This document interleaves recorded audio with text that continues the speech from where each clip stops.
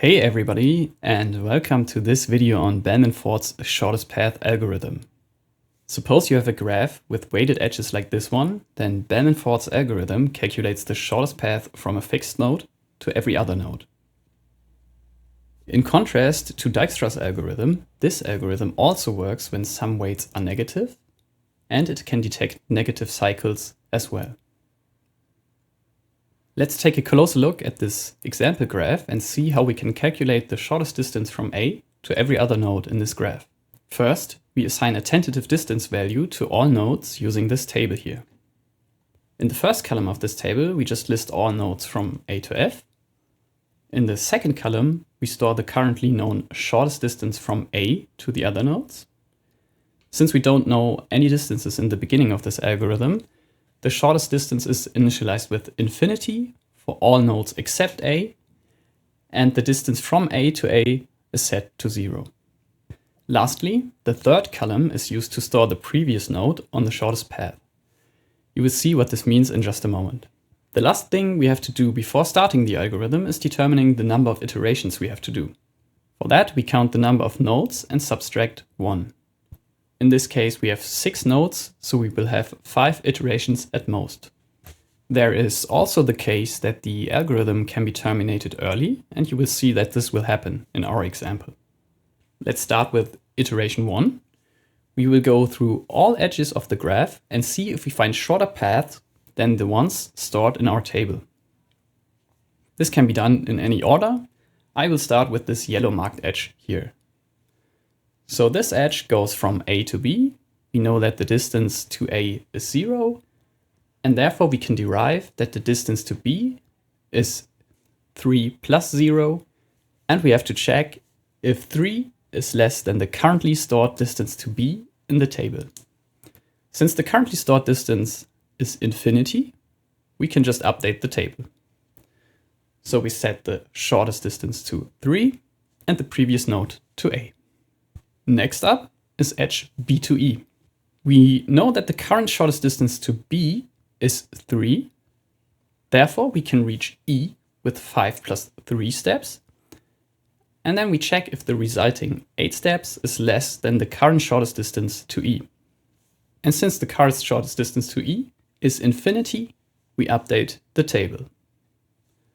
We set the shortest distance to 8, the sum of 5 and 3, and the previous node to B. Next up is edge E to C with weight 1.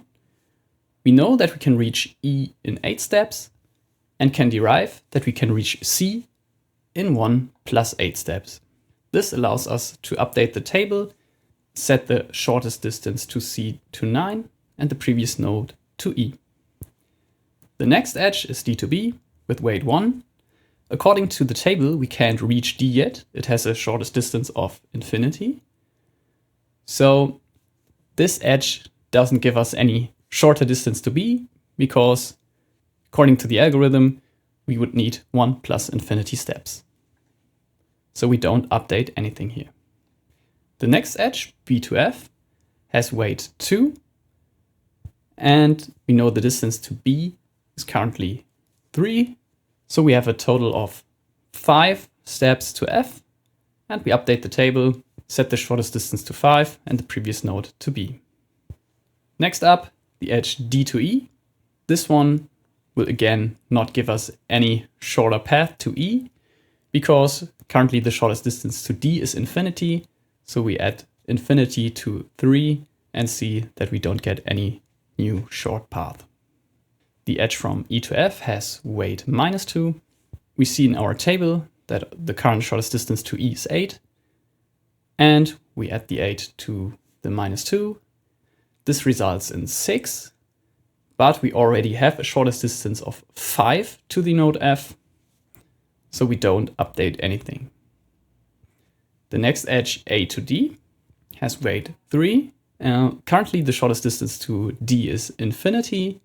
And 3 plus 0 is less than infinity, so we update the shortest distance to D, set it to 3, and the previous node to A.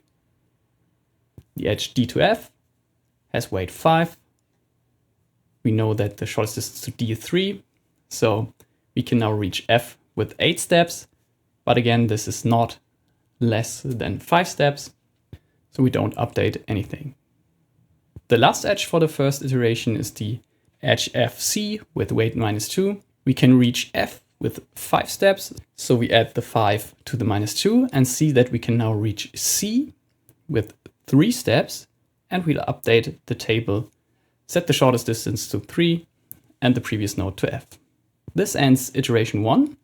We will do one more iteration and then see that afterwards the third iteration will not change anything anymore, and we can stop the algorithm at that point.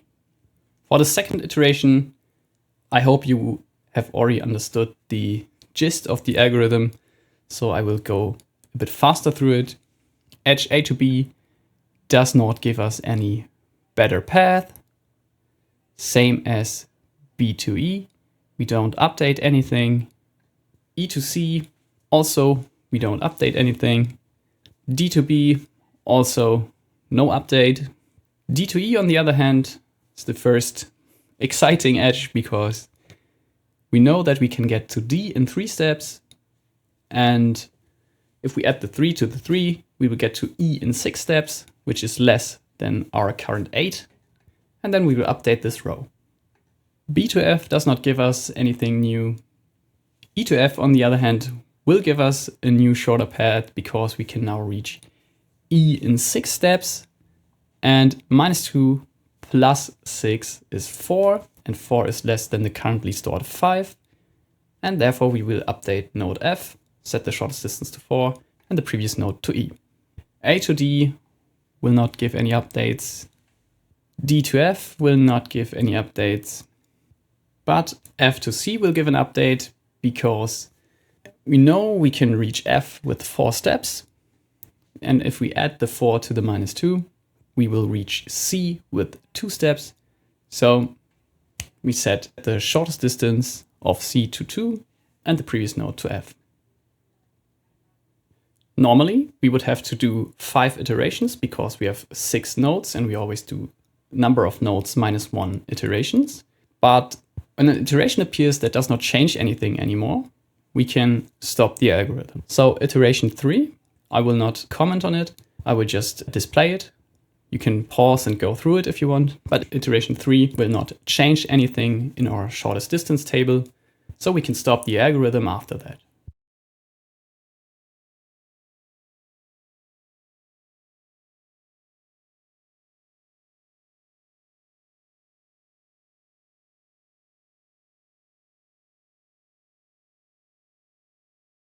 That concludes the algorithm, and now we can derive the shortest path from A to all the other nodes. And here, for example, I will do it with node C.